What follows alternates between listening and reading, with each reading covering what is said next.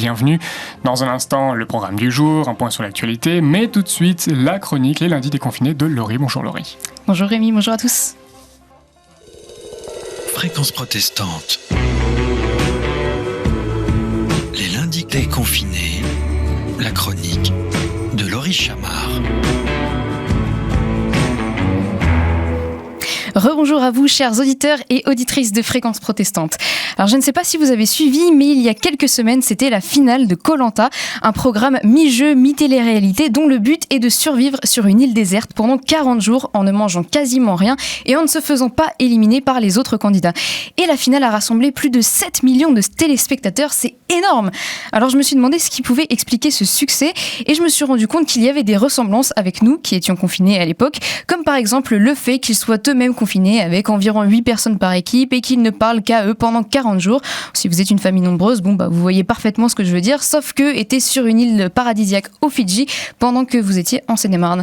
Mais il y avait surtout des différences. Alors que nous étions enfermés, ils passaient leur journée dehors sous le soleil, alors que nous ne pouvions pas faire véritablement de sport chez nous. Ils faisaient des parcours du combattant, se rouler dans la boue, sauter à 3 mètres de hauteur pour casser des noix de coco et rapporter la victoire à leur équipe.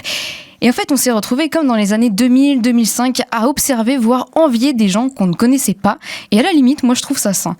Parce qu'en regardant Koh-Lanta, on sait bien que c'est pas la vraie vie. Parce que pendant le confinement, il était difficile d'envier nos voisins et nos amis parce qu'ils avaient à peu de choses près la même vie que nous. Les gens qui postaient leur meilleure vie sur les réseaux sociaux, leurs voyages et leurs amis se sont retrouvés à poster comme tout le monde leur soirée Netflix dont il était difficile d'être jaloux. Mais aujourd'hui que nous sommes déconfinés, c'est fini tout ça. Le combat de celui qui aura la plus belle photo de coucher du soleil entouré de ses meilleurs amis d'enfance recommence et est plus fort que jamais. Arthur C. Brooks, chroniqueur au New York Times, a déclaré « Nous passons désormais la moitié de notre temps à prétendre être plus heureux que nous le sommes et l'autre moitié à regarder comme les autres semblent être bien plus que nous. » C'est pas la chose la plus rassurante que j'ai entendue aujourd'hui.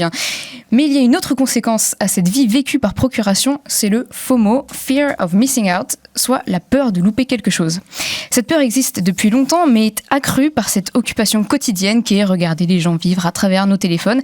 En gros, on considère que les autres ont une meilleure vie que nous, ce qui fait que lorsqu'on nous propose quelque chose, on a du mal à s'engager et à dire oui, de peur d'être prisonnier de ce choix et de rater quelque chose d'autre qui ne nous sera peut-être jamais proposé, mais qui théoriquement nous fera passer de meilleurs moments. Le FOMO, c'est la peur de faire des choix en fait. Et je pense que faire des choix, on avait un peu oublié quelle torture ça pouvait être pendant le confinement. Parce que choisir, est-ce renoncer ?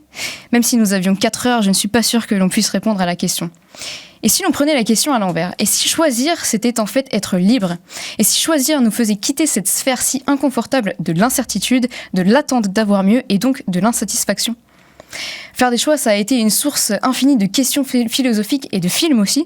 On retrouve un choix crucial dans Matrix. Faut-il prendre la pilule bleue pour rester dans l'ignorance ou la rouge et faire face à la réalité ? Alors j'entends souvent des gens dire je sais pas si je crois en Dieu, j'y réfléchirai quand je serai vieux, ou alors je sais pas si je dois partir et accepter le job de mes rêves ou rester avec mes proches que j'aime. Alors si choisir c'est renoncer à choisir est peut-être une position pire encore, alors osons faire des choix qui nous rendront vraiment libres.